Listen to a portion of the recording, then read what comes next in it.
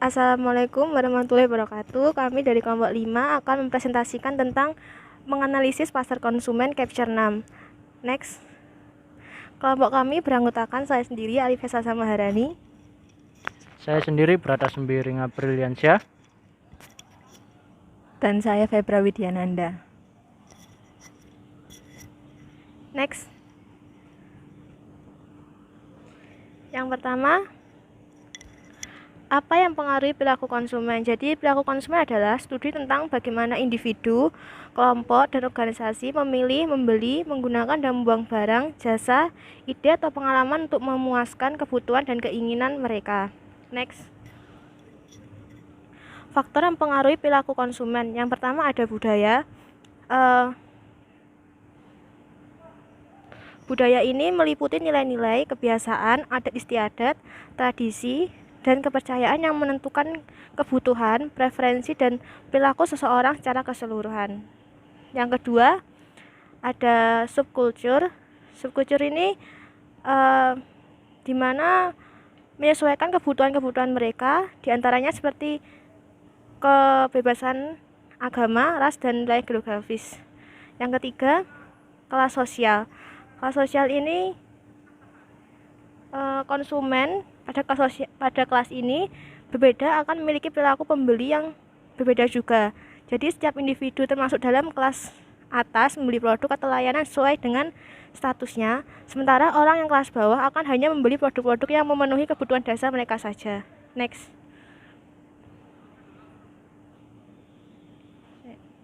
Yang selanjutnya adalah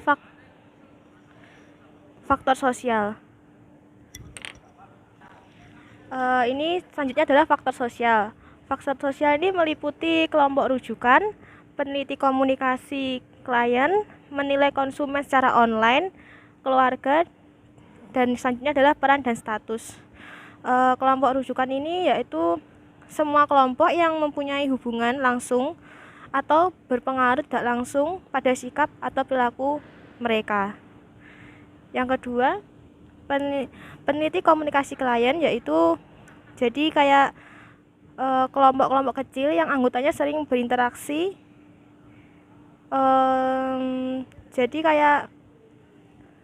Jadi mereka itu berfungsi sebagai penghubung dan menghubungkan dua atau lebih klik tanpa menjadi bagian dari salah satu dan menjadi jembatan. Intinya dia tuh menjadi jembatan. Selanjutnya, menilai konsumen secara online. Ini tuh perusahaan mencari cara berbeda untuk menilai konsumen secara online. Jadi misalnya aktivitasnya dalam penjualan seperti itu. Terus yang selanjutnya adalah keluarga. Keluarga adalah organisasi pembelian konsumen yang paling penting dalam masyarakat, dan anggota keluarga merupakan kelompok referensi utama yang paling berpengaruh. Selanjutnya, peran dan status. Peran dan status ini berpartisipasi dalam banyak kelompok keluarga, klub, organisasi, dan ini sering kali menjadi sumber informasi yang paling penting dan membantu menentukan norma dan perilaku. Next. Selanjutnya adalah faktor pribadi. Nah, faktor pribadi ini terdiri dari usia dan tahap dalam siklus hidup. Yang kedua, pasar bayi. Yang ketiga, pekerjaan dan keadaan ekonomi. Yang keempat, kepribadian dan konsep diri. Yang kelima, gaya hidup dan nilai. Usia dan tahap dalam siklus hidup. Jadi ini seperti selera kita pada selera kita pada makanan, pakaian, furnitur, dan rekreasi seringkali terkait untuk usia kita. Jadi misal anak muda kan suka berpakaiannya yang modis-modis gitu. Terus yang kedua, pasar bayi. Pasar bayi ini jadi itu seperti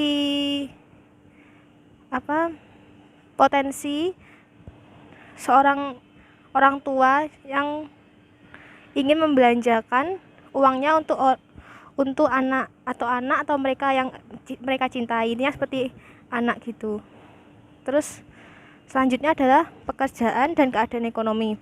Pekerjaan juga mempengaruhi pola konsumsi pemasar, mencoba mengidentifikasi pekerjaan kelompok yang memiliki minat di atas rata-rata terhadap produk dan layanan mereka, dan bahkan menyesuaikan produk untuk kelompok pekerjaan tertentu. Selanjutnya, kepribadian dan konsep diri. Kepribadian dan konsep diri ini maksudnya adalah seperangkat yang membedakan ciri-ciri psikologis manusia yang mengarah pada relatif konsisten dan tanggapan yang bertahan lama terhadap rangsangan lingkungan, termasuk perilaku pembelian. Selanjutnya, gaya hidup dan nilai. Jadi orang-orang dari kultur, kelas sosial, dan pekerjaan yang sama mungkin mengadopsi cukup gaya hidup yang berbeda. Selanjutnya, 3. Dan yang selanjutnya terdapat 4 proses psikologis utama yang mempengaruhi perilaku konsumen. Yang pertama adalah motivasi, dan motivasi ini terdapat 3 teori. Yang pertama, teori dari Frederick, yaitu teori yang mengatakan bahwa kekuatan psikologis yang membentuk perilaku orang sebagian besar bawah sadar, dan bahwa seseorang tidak dapat sepenuhnya memahami motivasinya sendiri. Dan yang kedua adalah teori Maslow. Teori Maslow mengatakan bahwa mengapa orang didorong oleh kebutuhan khusus di waktu tertentu. Jawabannya adalah bahwa kebutuhan manusia diatur dalam hierarki dari yang paling mendesak hingga yang paling tidak mendesak. Dari kebutuhan fisiologis terhadap kebutuhan rasa aman, kebutuhan sosial, kebutuhan penghargaan, dan kebutuhan aktualisasi diri. Dan orang akan mencoba memuaskan kebutuhan terpenting mereka terlebih dahulu dan kemudian pindah ke kebutuhan berikutnya. Dan yang ketiga yaitu teori Herzberg, yaitu Herzberg mengembangkan 2 teori faktor yang membedakan ketidakpuasan. Dari sisi satisfier, faktor penyebab kepuasan. Tidak adanya dissatisfier tidak cukup untuk memotivasi pembelian. Pemuas harus ada. Misalnya, komputer yang tidak dating dan garansi adalah ketidakpuasan. Next.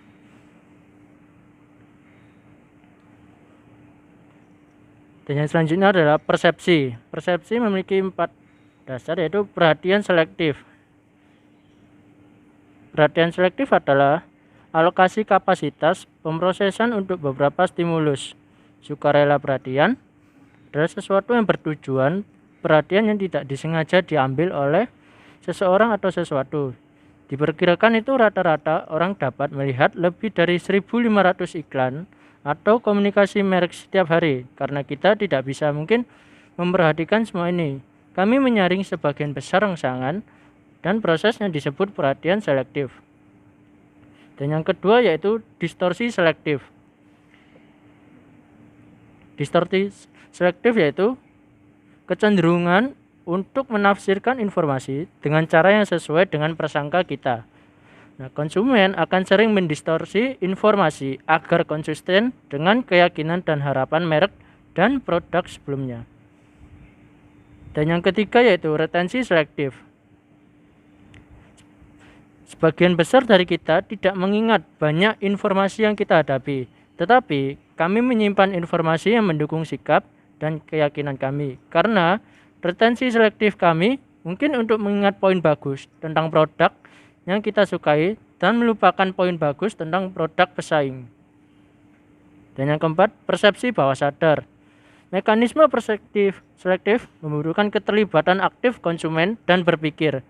Persepsi bawah sadar telah lama mempesona pemasar kursi berlengan yang berpendapat bahwa pemasar menanamkan rahasia pesan bawah sadar dalam iklan atau kemasan. Konsumen tidak secara sadar menyadarinya, namun mereka mempengaruhi perilakunya. Next.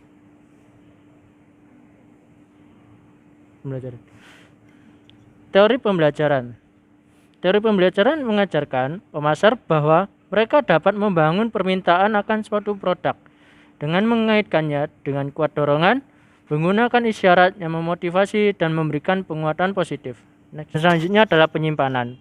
Penyimpanan memiliki 3 maksud, yaitu proses memori. Memori adalah proses yang sangat konstruktif karena kita tidak mengingat informasi dan peristiwa secara lengkap dan akurat. Seringkali kita mengingat sedikit demi sedikit dan mengisi sisanya berdasarkan apapun yang kita ketahui. Dan yang kedua adalah pengkodaan memori. Yang dimaksud yaitu menjelaskan bagaimana dan di mana informasi masuk ke memori. Kekuatan yang dihasilkan asosiasi tergantung pada seberapa banyak kita memproses informasi pada encoding atau seberapa banyak kita memikirkannya misalnya, dan dengan cara apa. Dan yang ketiga yaitu pengambilan memori. Pengambilan memori adalah cara informasi keluar dari memori. Dan terdapat 3 fakta penting tentang memori pengambilan, yaitu 1. Adanya informasi produk lain dalam memori dapat menghasilkan efek interferensi dan menyebabkan kita salah mengabaikan atau mengacaukan data baru. 1. Tantangan pemasaran dalam kategori yang dipenuhi banyak pesaing untuk misalnya maskapai penerbangan, jasa keuangan, dan perusahaan asuransi. Konsumen dapat mencampur adukan merek. Dan yang kedua adalah waktu antara paparan informasi dan pengkodean telah ditunjukkan secara umum untuk menghasilkan hanya bertahap membusuk. Psikolog kognitif percaya bahwa memori sangat tahan lama. Jadi, begitu informasi disimpan dalam memori, kekuatan asosiasi melurus sangat lambat. Informasi mungkin tersedia dalam memori, tetapi tidak dapat diakses untuk dipanggil. Next.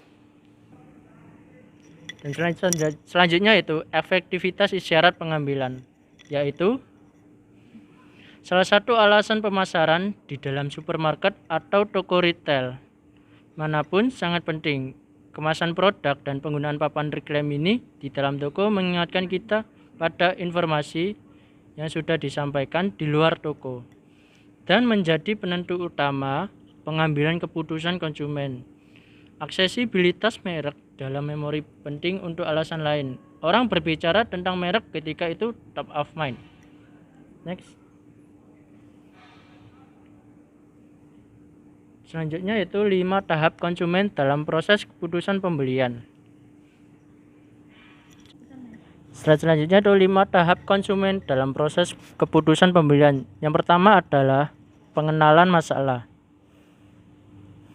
Proses pembelian dimulai ketika pembeli mengenai masalah atau kebutuhan yang dipicu oleh internal atau eksternal rangsangan. Dengan stimulus internal, salah satu kebutuhan normal seseorang, lapar, haus, seks, naik ke ambang batas tingkat dan menjadi drive. Suatu kebutuhan juga dapat dibangkitkan oleh rangsangan dari luar. Dan yang kedua yaitu pencarian informasi. Pencarian informasi seringkali hanya mencari informasi yang terbatas. Survei menunjukkan bahwa untuk barang tahan lama, setengahnya dari semua konsumen hanya melihat satu toko dan hanya 30% yang melihat lebih dari satu merek peralatan. Dan yang ketiga yaitu dinamika pencarian. Dinamika pencarian itu yaitu dengan mengumpulkan informasi, konsumen belajar tentang merek pesaing dan merek mereka fitur. Kotak pertama menunjukkan total set merek yang tersedia. Dan yang keempat yaitu evaluasi alternatif, yaitu bagaimana konsumen memproses informasi merek kompetitif dan membuat penilaian nilai akhir. Tidak ada satupun proses yang digunakan oleh semua konsumen atau oleh satu konsumen dalam semua situasi pembelian. Ada beberapa proses dan kebanyakan model saat ini melihat konsumen membentuk penilaian sebagian besar atau dasar, sadar, dan rasional. Beberapa konsep dasar akan membantu kita memahami proses evaluasi konsumen. Yang kelima yaitu model nilai harapan. Konsumen sampai pada sikap terhadap berbagai merek melalui prosedur evaluasi atribut dan mengembangkan seperangkat keyakinan tentang di mana masing-masing merek berdiri pada setiap atribut. Model nilai harapan dari pembentukan sikap berpendapat bahwa konsumen mengevaluasi produk dan jasa dengan menggabungkan keyakinan merek mereka positif dan negatif sesuai dengan kepentingannya. Next.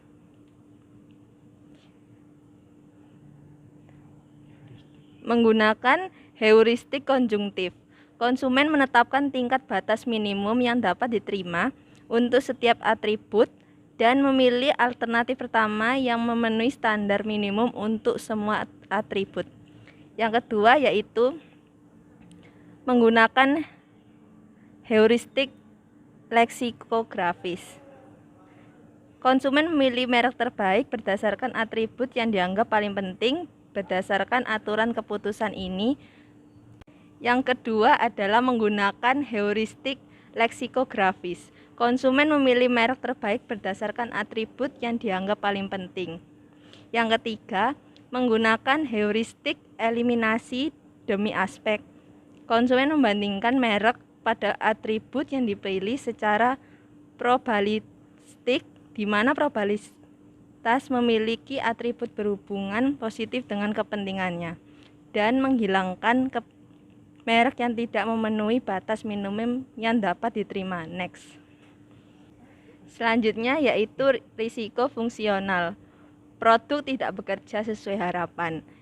Selanjutnya risiko fisik, yaitu produk menimbulkan ancaman bagi kesejahteraan fisik atau kesehatan pengguna atau orang lain. Yang ketiga, risiko keuangan, yaitu produk tidak sebanding dengan harga yang dibayarkan. Yang keempat, risiko sosial, produk menghasilkan rasa malu di depan orang lain. Yang kelima yaitu risiko psikologis, produk mempengaruhi kesejahteraan mental pengguna. Dan yang terakhir yaitu risiko waktu, kegagalan produk menghasilkan biaya peluang untuk menemukan produk lain yang memuaskan. Next. Selanjutnya yaitu penggerak utama frekuensi penjualan adalah tingkat konsumsi produk. Semakin cepat pembeli mengonsumsi suatu produk, semakin cepat mereka kembali ke pasar untuk membeli kembali. Next. Pemasar menggunakan 4 teknik untuk mencoba mengubah produk dengan keterlibatan rendah menjadi produk dengan keterlibatan lebih tinggi. Yang pertama, pemasar dapat menghubungkan produk dengan masalah yang menarik. Yang kedua, pemasar dapat menghubungkan produk dengan situasi pribadi. Yang ketiga, pemasar mungkin merancang iklan untuk memicu emosi yang kuat terkait dengan personal nilai-nilai atau pertahanan ego. Yang keempat, yaitu pemasar mungkin menambahkan fitur penting. Next. Heuristik lain juga ikut dalam pengambilan keputusan sehari-hari ketika konsumen memperkirakan kemungkinan masa depan hasil atau peristiwa. Yang pertama yaitu heuristik ketersediaan. Konsumen mendasarkan prediksi mereka pada kecepatan dan kemudahan yang muncul dalam pikiran contoh tertentu dari suatu hasil. Yang kedua, heuristik keterwakilan. Konsumen mendasarkan prediksi mereka pada seberapa representatif atau serupa hasil adalah contoh lain. Yang terakhir yaitu heuristik penahanan dan penyesuaian. Konsumen sampai pada penilaian awal dari kemudian menyesuaikan terkadang hanya dengan berdasar informasi tambahan. Next. Prinsip-prinsip akuntansi mental sebagian berasal dari teori prospek. Teori proses menyatakan bahwa konsumen membingkai alternatif keputusan mereka dalam hal keuntungan dan kerugian sesuai dengan fungsi nilai. Konsumen umumnya menolak kerugian. Sekian dari kelompok kami, mohon maaf jika ada kata yang kurang berkenan. Terima kasih.